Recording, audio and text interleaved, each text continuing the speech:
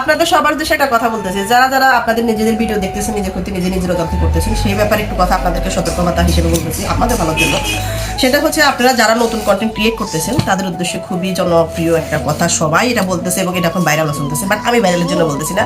এবং অনেকে বলবেন যে ভাইরাল হওয়ার দাম দিয়ে কথাগুলো বলতেছেন, আপনি নিজে কি ভাইরাল হয়েছেন নাকি? ইনশাল্লাহ আপনারা আমার রিলস ভিডিওতে এবং পোস্ট ভিডিওতে গিয়ে দেখবেন, ইনশাল্লাহ একটা ভিডিও হলে আমার ভাইরাল হয়েছে, তিনটা 4টা ভিডিও আমার ভাইরাল হয়েছে, সব 2টা পেজের মধ্যে।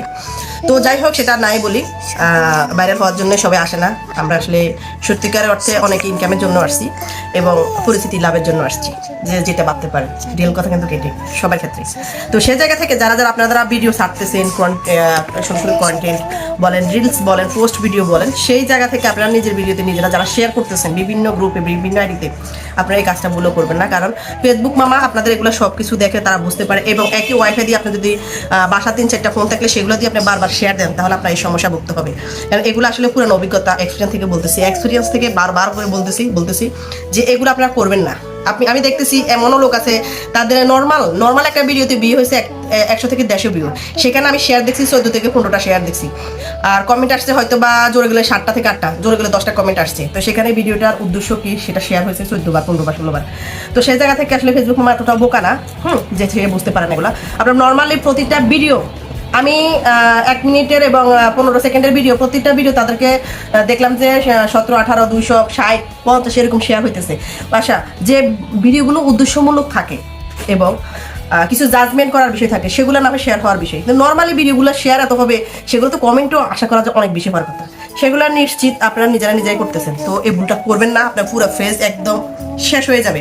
সেটা শেষ হওয়ার আগে আপনি নিজেকে সতর্কতা করুন, এবং অনায়াসে আপনার ভিডিও যদি ভালো হয়, ইনশাল্লাহ যে কোনো একদিন হঠাৎ করে ভাইরাল হয়ে যাবে। প্রয়োজনের দেরিতে হোক, তারপর আপনি আপনার জায়গা থেকে, সততার জায়গা থেকে আপনি কাজটা করে যান, যেখানে সেখানে শেয়ার করবেন না। আবার নিজের ভিডিও এবং কন্টেন্টগুলো নিজের আইডিতে শেয়ার করে রাখবেন, আর অন্যের যে ভিডিওগুলো আপনারা শেয়ার করে রাখতেছেন, নিজের অজান্তে নিজের ক্ষতি করতেছেন। যে লাইভগুলো আপনারা বিভিন্নভাবে শেয়ার করে রাখছেন, সেগুলো আপনারা কেন ডিলিট করতেছেন? আর যাদের লাইভ দেখতেছেন, একদিন পর বা 2-3 ঘন্টা পর আপনারা লাইভগুলো ডিলিট করে দিতে পারেন। সব আপনাদের অনেকের আইডিতে যায়, অনেকেই বলেন দেখো আমার আইডি একটু চেক করে দেন, একটু দেখে দেন না প্লিজ, অনেকেই মানে অনুরোধ করে। তো গিয়ে দেখি যে সবগুলো অন্যান্য মানুষের লাইভ এবং বিভিন্ন ভিডিওগুলো তারা শেয়ার করে রাখছে। তাহলে আপনার পেজটা সুরক্ষিত থাকবো কিভাবে বলেন? তা আপনি যদি সত্যিকার অর্থে আপনি বিজনেস আইডি ওপেন করে থাকেন, তাহলে আপনি আরেকজনের ভিডিও কিভাবে, আপনি নিজের পার্সোনাল বিজনেস আইডি আপনি নষ্ট করতেছেন আরেকজনের ভিডিওগুলো শেয়ার করে, সেটা তো আপনি শেয়ার করতে পারবেন না।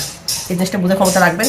সবাই ভালো থাকবেন। যদি কারোর অজান্তে আমি আপনাদের কাউকে যদি ভুল কোনো কিছু বলে থাকি, সেটা ক্ষমা দৃষ্টিতে দেখবেন। আসসালামু আলাইকুম সবাইকে।